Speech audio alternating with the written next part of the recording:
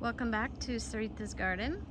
This is the almost 1 year update of the east side and then heading north. This is a jackfruit little tree right here in the center. Behind it we have our prized possession. This is an avocado. The variety is Lula. It's a variety that I really enjoyed tasting. And then these are all friends around the avocado to give it a little wind protection and sun protection while it's small and growing. This is mostly all pigeon pea on the right in the center, and then there's papaya there. So the pigeon pea is a small tree shrub and it's a great nitrogen fixer. I've profiled that in some other videos, but it gives a great chop and drop. You know, some of these branches are getting a little long, I can trim those. But it's there as a service species for the avocado to give protection, like I mentioned before, fixing nitrogen into the soil, and it's pretty. It has really nice yellow flowers. So this little area I built out just recently. We've had the papaya and we've had the katuk there, but I just put in some cuttings of what's called giant milkweed. And it looks like some really pretty flowers that come on that, so I'll be curious to see how that develops. Plus I've also put cuttings in the back of the toilet paper plant, Plectranthus. Has really pretty blue flowers. Up here, this plant is cassava on the left side of the screen. That's the roots underneath. That is very common in Cuban cuisine, also known as yuca. Some pineapples that are new from a friend, nice transplant. This is a mahachanook mango, a wonderful gift from a couple clients. And then this one here is rainbow eucalyptus. We put this, you can see this from our kitchen window, and when it's mature it'll have a really pretty colored, multicolored trunk. Looks kind of gray with green and yellow and like reds. It's literally like a rainbow on the trunk. So that's looking north. We'll get up there in a moment. Let's just come back here and catch up with a couple things in this area. We have pigeon pea in the front here. And that was just kind of a practice planting. It just sort of took and we left it there.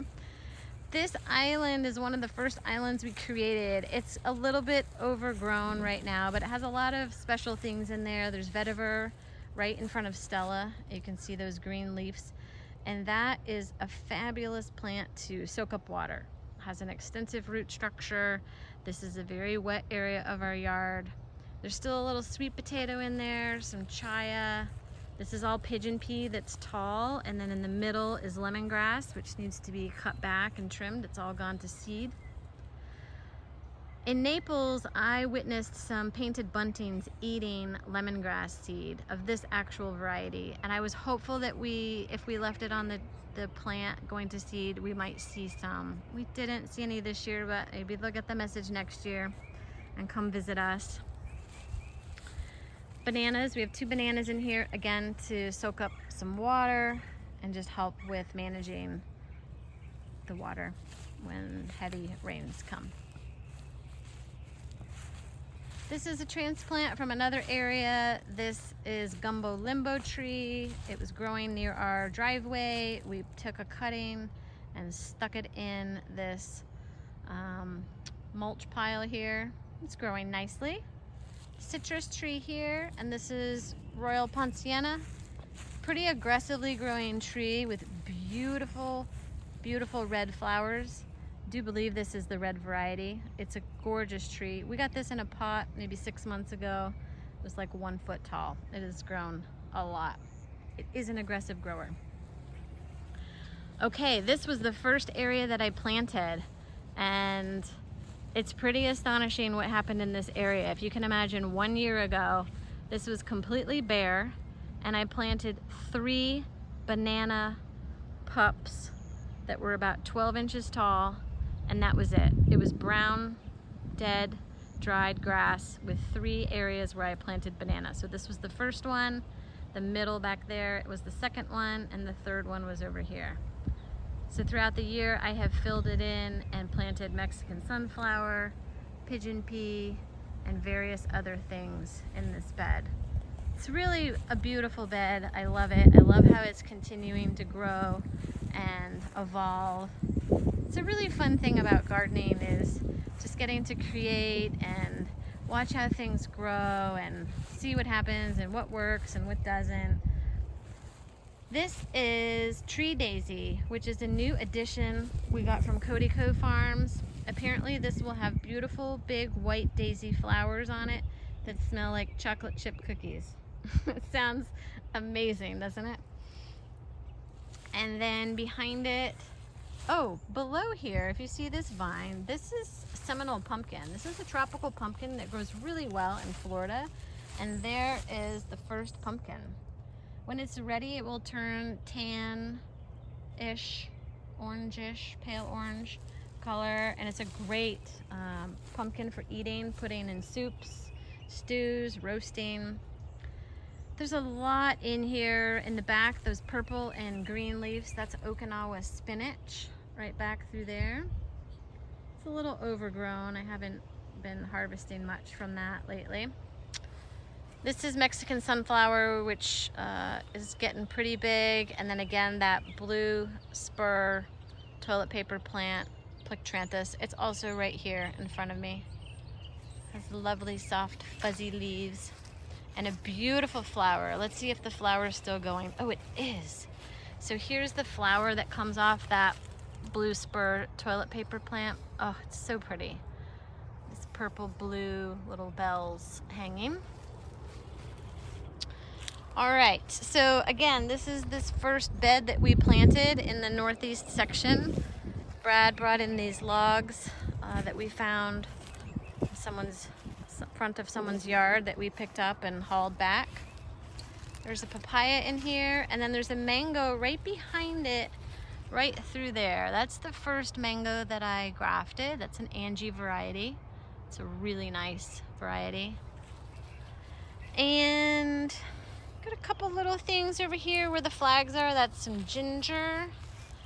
And again, of course, bananas on the back side here.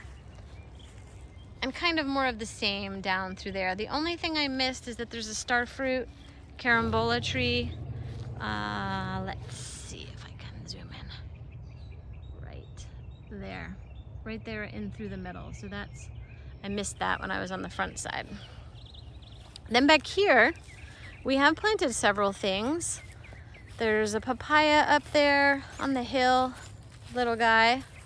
That one hasn't been there very long. And this is also cassava. It's kind of coming back. We thought it was dying. It's so hard to see. You really can't see much there. Anyway, this is avocado. Oh my gosh, it's so fun to see the flowers on this. Let's see if I can get a picture of some of the flowers there. There's some of the little flowers. Oh, so pretty to see. It put on a lot of growth in the leaves, and the leaves changed color just in the last month. They were all green before, and they were much smaller, and the flowers came. So this is a Nishikawa avocado variety. We're very excited about this. Apparently this is supposed to be a lovely tasting variety. And now we're up here to the fence line. So where should we start? Let's start over here. We have the berm that's a windbreak that we put up here at the front. Uh-oh, neighbor's dog is out. So this is growing in nicely. This is some Mexican sunflower and various things that we've put at the north fence for a windbreak.